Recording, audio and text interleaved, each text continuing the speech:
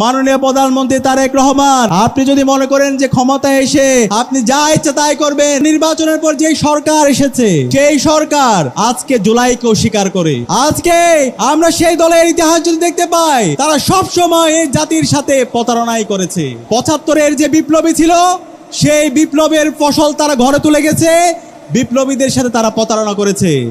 ৯০-এর গণ অভ্যুত্থান পরবর্তী বিপ্লবীদের সাথে তারা প্রতারণা করেছে। ২৪-এর জুলাই বিপ্লবের যারা বিপ্লবী আছে, সেই বিপ্লবীদের সাথে, বিপ্লবের আকাঙ্ক্ষার সাথে আমরা তাদের প্রতারণায় দেখতে পেয়েছি। আমরা হুঁশিয়ার করছি, আমরা সাবধান করছি, আমরা দীপ্ত কণ্ঠে ঘোষণা করছি, যেই জমিনে শহীদদের রক্ত ঝরেছে সেই জমিনে ইনসাফ কায়েম হবে ইনশাআল্লাহ।